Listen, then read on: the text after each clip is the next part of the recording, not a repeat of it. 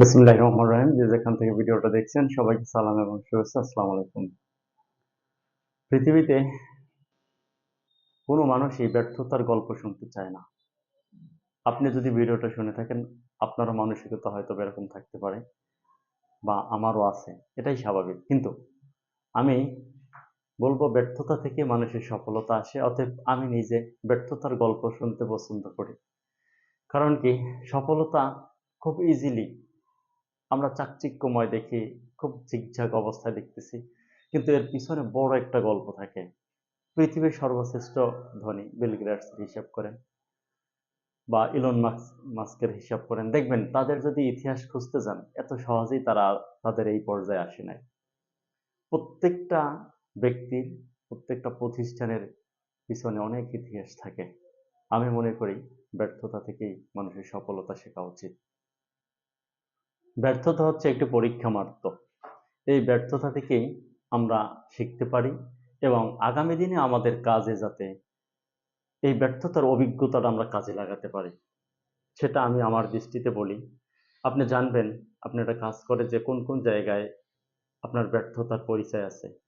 যেমনটা আপনি মাল কিনতে গিয়েও কিন্তু আপনার একটা ব্যর্থতা বা সফলতার পরিচয় থাকে। যেমনটা বর্তমান বাজারে আপনি যে সিমেন্টটা কিনতেছেন, এখানে দেখবেন যে আসলে সিমেন্টের কয়েকটা ক্যাটাগরি আছে। তো যখন আপনি মাল কিনতে যাবেন, আপনি অবশ্যই চিন্তা করবেন যে মাল কিনতে গিয়ে আমি ভালো মালই কিনবো। যে মালে এটা দাম কম নিবে, মালের গুণগত মান খারাপ, সেইটা না।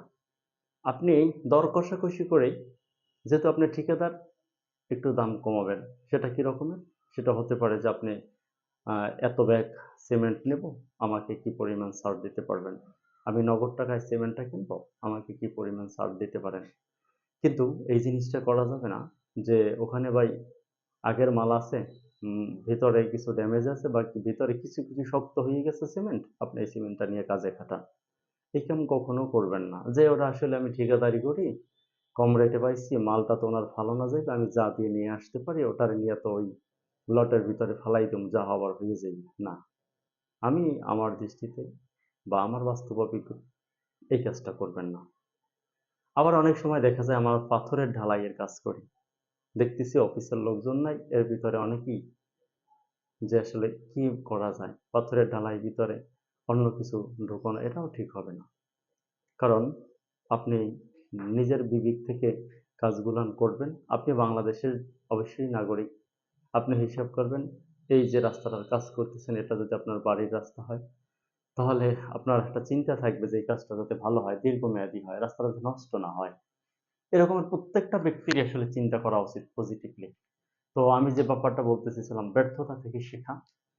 এই মাল কিনতে গিয়ে অনেকে দেখা যায় যে আসলে মাল কিনতে গিয়েও কিন্তু এস্টিমেটটা না বোঝার কারণে সে যে পরিমাণ মালটা লাগবে ওই মালটা একসাথে না কেনার কারণে তার পরিবহন খরচটা বেশি হয়ে যায়।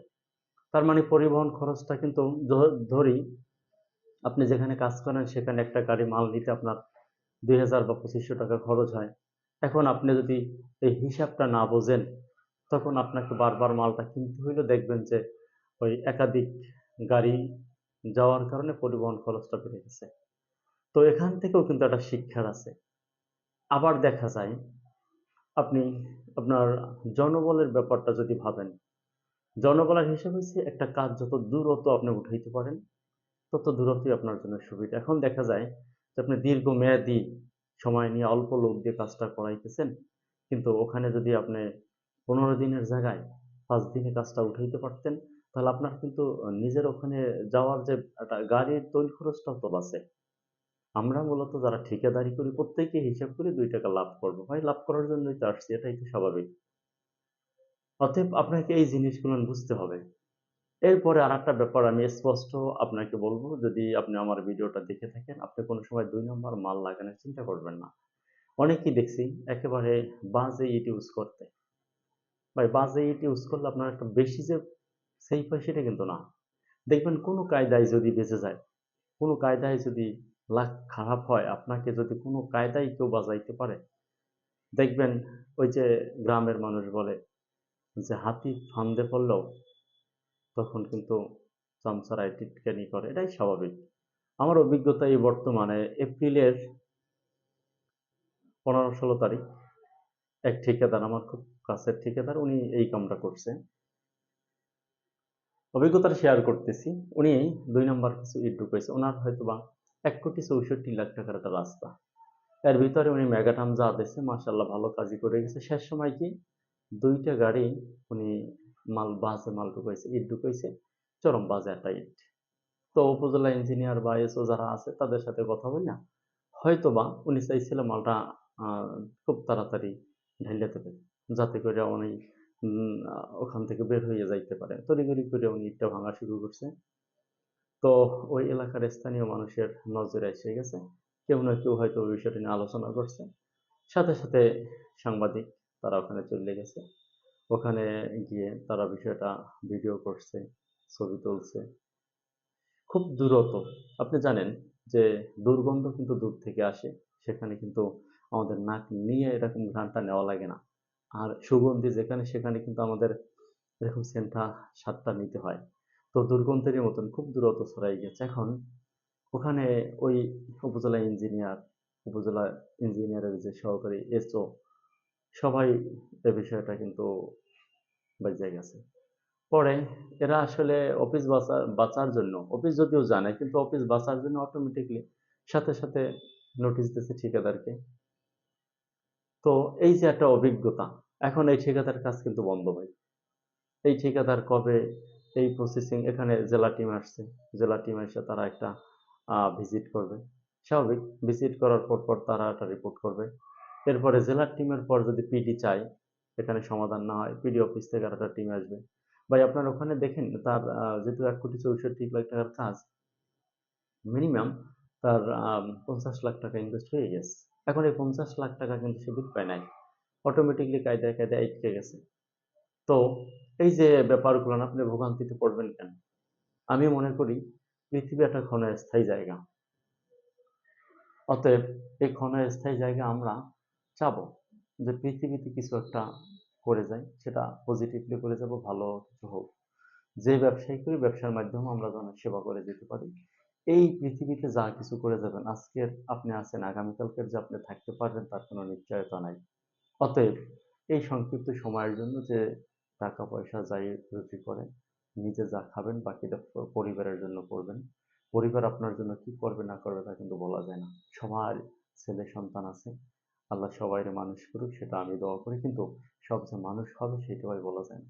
এর ভিতরে অনেকই অমানুষের প্রমাণ আমরা দেখতেছি। মানুষের ভিতরে সবচেয়ে জঘন্য যা, তা দেখছি, যে বাপের লাশ পড়ে রয়েছে, হাজার হাজার কোটি টাকার মালিক, তাকে কিন্তু দাপন দেওয়ার মতন জায়গা নাই। শহরে এমন একটা জায়গা আছে, সে জায়গার ভাগাভাগি নিয়ে বাপের লাশটা দাপন করা পর্যন্ত হয় না। কেন?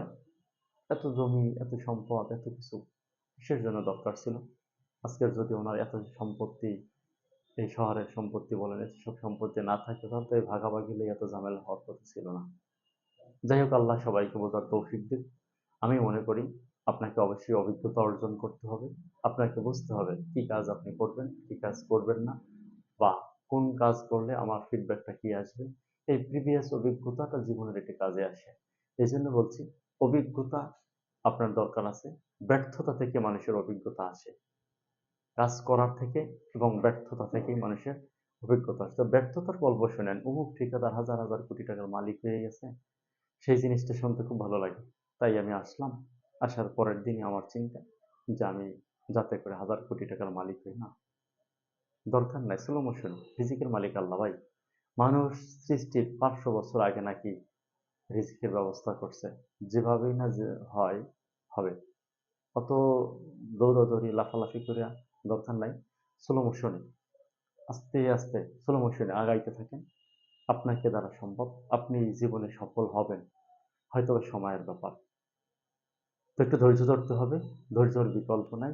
অস্থির হওয়া যাবে না। নিজে নিজের মতন করে, নিজের যে বিবেক বুদ্ধি আছে ওই অনুযায়ী কাজ করেন, সফলতা আসবে। আপনাকে সফলতা হাতছানি দিচ্ছে। আমি মনে করি আপনি যদি একটু ধৈর্য সহকারে আপনার কাজগুলো আগান, তবে আমি সাথে একটা পরামর্শ দিই। আপনি নতুন ঠিকাদার যেহেতু, কাজ পাওয়ার জন্য অতিরিক্ত একই সাথে ফর্ম কিনবেন না, অনেকগুলো ফর্ম কিনা একেবারে নিজে বিপদগ্রস্ত হবেন না যে আমার যে টাকা আছে আমি এই টাকা ইনভেস্ট করলাম, হুটহাট করে ইনভেস্ট করার পরে আমি বুঝি ইমিডিয়েটলি পাইয়ে যাব। তো আসলে বলা যায় না যে আসলে লাখ ফেভার কখন করে। যেহেতু ভাগ্যকে বিশ্বাস করতে হবে, সৃষ্টিকর্তাকে হাজির নাজির জানবেন, তাকে বিশ্বাস করে আপনি সামনে আগাইতে থাকেন, তাহলে দেখবেন সফলতা আসবে ইনশাআল্লাহ। একমাত্র সৃষ্টিকর্তার উপরই বিশ্বাস রাখেন, আপনি যে ধর্মেরই হন। আপনার সৃষ্টিকর্তাকে বিশ্বাস করেন, যে ধর্মেরই হন, আপনি ধর্ম অনুরাগী হন, ধর্মকে বিশ্বাস করেন, ধর্মটা করেন, আপনাকে দ্বারাই সম্ভব। আপনি জীবনে একজন সফল ব্যক্তি হবেন। সবাই ভালো থাকবেন। আল্লাহ হাফেজ।